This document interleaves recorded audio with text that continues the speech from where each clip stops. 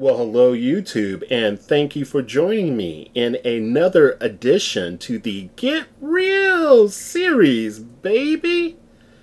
So today we're going to talk about several topics, and I do hope that I do not lose your attention, as I am very interested in knowing what your thoughts are. I have not had the opportunity to prepare, but this has not stopped me in the past, so let's go ahead and continue the tradition. Many people, when engaging in arguments or heated discussions, dismiss the validity of anecdotal evidence. This is done because it does not prove anything to anyone. I get this. However, it is valid to use if illustrating a point. So, if I decide to use personal experience, understand these facts are clear in my mind. I have chosen not to speak about various aspects on feminism because I lack knowledge. I do not think it is fair to vomit diatribe and contribute to the enabling of various members of our society. The ones who are deluded and engage in passionate pursuits of all things deliberately deceptive, because they are the ones who normally gravitate towards people who are spouting bullshit. So later, a few thoughts about women, since I plan on addressing them directly in the future. This will be done for it is best to construct a foundation before building a home, don't you think? Today, let's address two topics in one video. Also, let's go backwards just to make things even more fun. The latter part of the video I planned on tackling some time ago. I became preoccupied with other projects, as I am currently preoccupied now. However, I viewed a video entitled Men Don't Be Hatin' by Divinity 33372. The link is below. Divinity addressed a blog by one name, no, I'm not going to pronounce her name, I'll just spell it, Taslima. I did not read the blog, but I listened closely to Divinity. So the first part of this video will be my response and thoughts to the diatribe I heard while listening to Divinity read this lady's blog. It amazes me that a woman would essentially declare that in a contemporary profane world, that something which is commonly seen or is regarded with great favor is addressed and shaped persistently by the patriarchy. Now, before you get your panties in a twist, did I say in a tryst? That's funny. Now, before you get your panties in a twist, correction, or before you have to align your underwear, I did not say the patriarchy did not exist. I am unsure how to define it in a manner that feels accurate and is accurate. I would say my current understanding in regards to the patriarchy would be related to what I have read and learned from sex-positive feminists. In a nutshell, I have found Taslima phony avouchments to be typical. Broad strokes which amounts to sweeping generalizations which is deliberately marked with deceptiveness. I think this person understands that the persuasiveness of future arguments can easily be affected by her piece. Why? Well, because it functions like a frame for a picture. This frame is likened to a foundation for future verbal construction. It is especially effective with those who are blinded by confirmatory bias and enjoy preaching to the choir. It diverts attention away from reality or bothersome core points which rocks the boat of fabrication. Now, I have seen this tactic used by those who preach the hyperbolic merits of liberation from the white man. What is missing here, outside of truthfulness in both accounts, is what?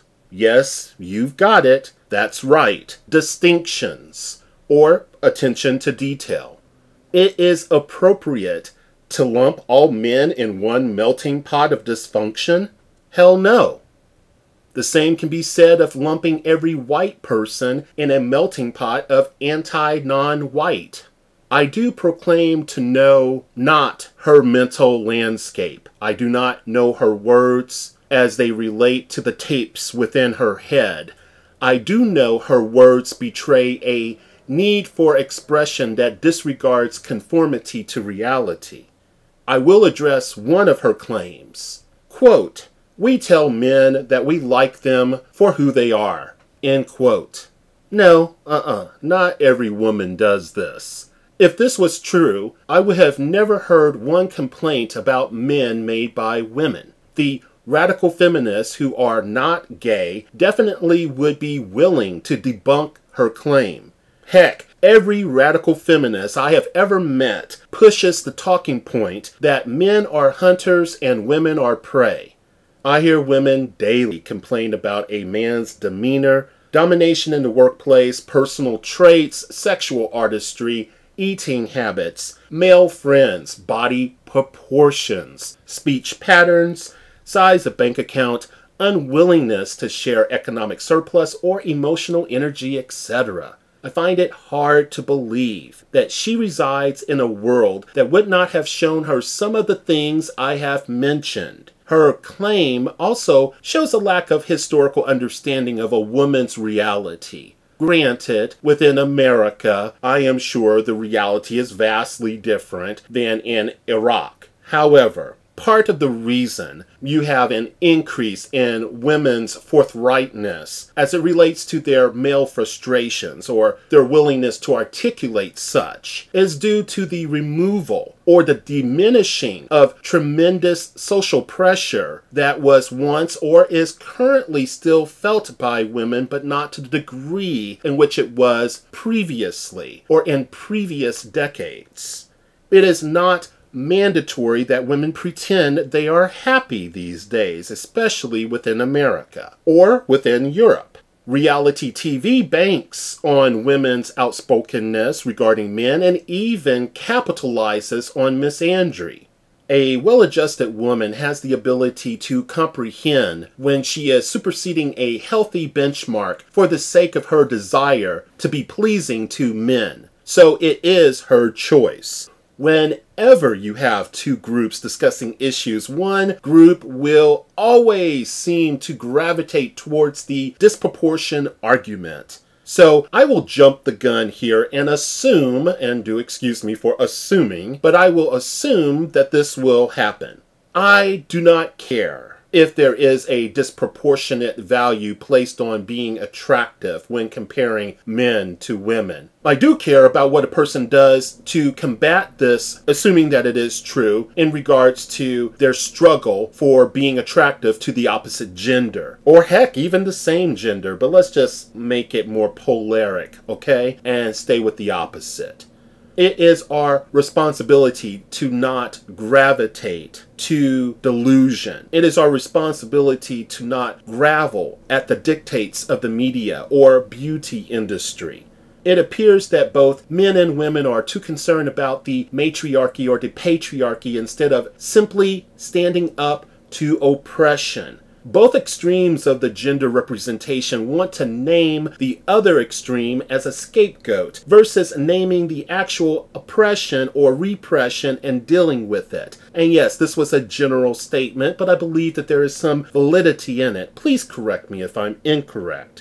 I am willing to guess that few are immune, despite what their gender may be or sexual orientation may be. That few are immune to the pressures of the marketplace. I'd rather identify the problem and deal with it versus placating the program. Now, I will share a few of my thoughts regarding women as we downshift into the second part of this video. Women are not subhuman. If I call a woman a bitch, which I rarely do, it is because I perceive her behavior to have warranted it, not because I have some covert hatred towards women. I have no fear of calling women on their shit, identifying schemes and potential pitfalls. If done with genuine concern, only helps us to grow, no matter what our gender is. If you have an issue with anything I state, I will listen and consider carefully what you have to say. However, I will not be afraid to use direct, non-politically correct speech to inform you of how misguided I think your idea or commentary is. And I will not attack you, though I may hold a mirror to you if you choose to be repugnant. I also will respect your right to have such position. If your position is in opposition to mine, that's fine, no problem there. Many of the groups we belong to have been oppressed at one time or another. We also do not know the makeup of each other's lives, so do not make the mistake of trying to tell me I do not understand the oppression realities that illuminate the darkest corners of our world. I have had some experience with this. I will shut you down so quick if you attempt to do so. It will make your head spin. Also, men, my future videos, whenever I get around to it about women, is not an invitation for you to cross the genderism line. So, notice has been served. Women have a right to be considered my equal. So let's get back on track here. Again, I repeat, women have a right to be considered my equal. That means if I open the door for you, I hope that you see me as a kind and considerate person, and I simply want to extend a courtesy to you. And it makes me feel good to be considerate in my actions.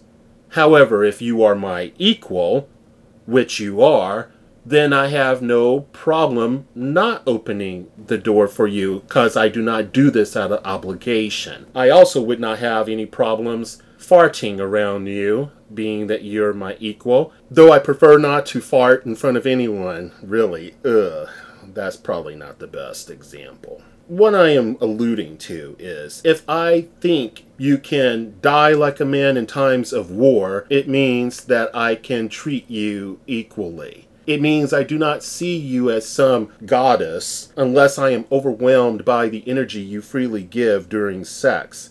By the way, that particular type of adoration ceases when the sex is over.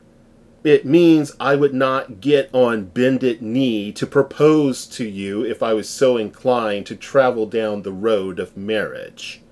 It means if I had children, let's make me an instant parent, and I want, let me see, a young boy and a young girl, okay? Let's just do that. Then this would mean that neither of my children would be more precious because of gender. It means if you go beyond what I deem to be appropriate limits in your sexual behavior, and you are foolish enough to ask me for advice, I will not hesitate to tell you how inappropriate I find your behavior. And I will tell you just as bluntly as I would lay it out for a man. I will make it clear this should be determined by you. But since you are asking me, I'm telling you based on where my line is drawn.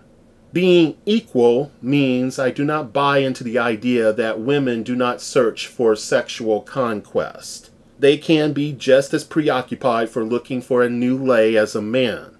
Actually, most of the women I have met have a larger sexual appetite when compared to the men that I know. Women are just as able to take their partner for granted as a man. Why? Because they are equally able to choose unfavorable paths of existence. Equality means I have no fear answering the proverbial question regarding how you look in your genes, or analyzing your expressed thoughts regarding the works of Toni Morrison, Yeats, or Joseph Campbell, if you so choose to share them with me. My analysis would not waver in intensity due to some sort of superficial, contrived, indoctrinated idea that you are some delicate flower and that your intellections needs to be sheltered from the scrutiny of others. I am highly aware that some women have been groomed to see men as organic dildos or wallets. I have no respect for women who have this mindset. They are predators, vermin, and parasites. I am also aware that some women can be extremely catty. My interactions with women throughout the years have taught me that many women have been indoctrinated to think that one of her most important assets is her vagina. Well, maturity and common sense has obliterated this fallacy some time ago, and a thinking man is not going to fall for this past enchantment. Actually, the best part of a woman's sexuality, in my opinion, is her mind, and how she employs it when directing her body. Women like sex as much as men do, and rarely know how to talk to men about it, just like men fumble excessively, generally speaking, when discussing sex. Maturely, that is. So, women are as amazing as they allow their minds and spirit to be amazing. I am not going to place you on a pedestal so you can fall. I am not going to lie to you to secure your favor. I am not going to be a slave to your insecurities and ignore there are others on this planet. My respect level is not manifested due to your ability to have children. You cannot get pregnant without a man. It is man who provides genetic material that is living and that searches for the egg in order for it to be impregnated. You both have an important role to play in having children, and you are not more special than a man because you allow a life to develop within you. I'm sorry, but you're not. Not in my world. I do not fall for arguments that a woman is ultimately responsible for a child, by the way. Yes, this is true if the father decides to not participate, and I understand the harsh reality of this. However, there are still some men out there, me being one, that understands anytime I have sex with a woman that I can possibly impregnate her. No matter her character makeup or inability to keep a healthy relationship going, etc. This is still a potential reality. My child, if I was to have one, would be my #1 priority. And she, meaning the woman I was involved with or am involved with, would not stand in my way of being a father to that child. So, the discussion about ultimate woman responsibility during pregnancy, whatever, okay, I don't care. I would be responsible and I would be there. I would be an instrumental part in her existence during the pregnancy. And definitely I would make sure that she received or do my part to help her make sure that she receives proper nutrition, gets the rest that she needs, and I would try to be there during her chemical ups and downs. I would be a supplemental emotional rock during this time and for the remainder of her life if we are together. So, you can leave that argument because personally I will not acknowledge it. The main reason I would not acknowledge it outside of the fact that I would not subscribe to such behavior is because I believe that it is widely used in order to diminish the integrity of men in general. Frankly, it appears to function as one huge scarlet letter for men, and is quite the irrational moral confines or jail that I will not feed into. This is something that we need to get away from, is the imprisoning of an entire group of individuals for the sake of promoting some political or social agenda. I understand there is tons of programming that we have to defeat to secure a healthy existence with each other. And I'm speaking about our cooperation with each other as people, not potential mates. I know this means I could have been indoctrinated without knowing it because the programming is thick in our world. This is only a reflection of my current understanding which I am sharing with you as I am dedicated to my self-improvement. I have no loyalty to an ideology, position, or worldview. If a superior one manifests and I am convinced of its superiority, then I will abandon the previous one and I will run to my new understanding and embrace it wholeheartedly. This said, I do not claim to have a deep level of understanding regarding women's issues. If you have, great. Me, not so much. though I do have an opinion, and I hope it's an informed one. So enlighten me without being condescending if you find my thoughts to be screwy. I am not a woman, so I do not pretend to have a wealth of understanding in regards to the mental landscape and the emotional turmoil or challenges that a woman would have to face on a day-to-day basis. I think men are capable, despite not being women, as women are capable, despite not being men, to have a general understanding of each other's issues.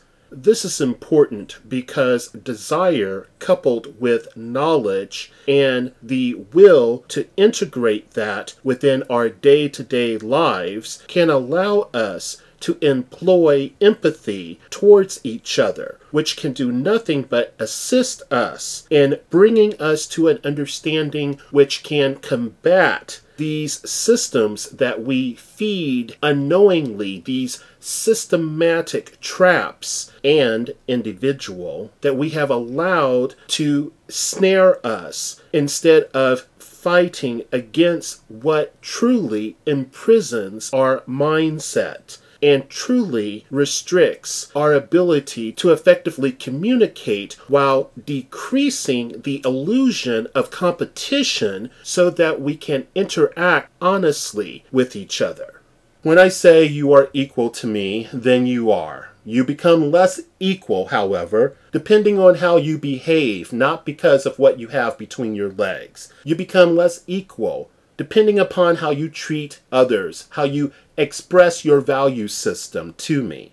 Even if I find you deplorable as a person, I would not use that information to justify treating you as subhuman. I would simply remove myself from you. Really, it's that simple. So, if you think I'm a sexist pig or a mangina because of the future comments that I will share with you, then so be it. That is your mental contrivance. You are entitled to it. It will not keep me from talking about my understanding of certain aspects of feminism, for example, or the necessity we need to make regarding distinctions when we're talking about gender issues and its roles and realities from a male perspective, as it may relate, let's say, to black women. I will keep this conversation direct and as honest as I possibly can. Thank you for listening.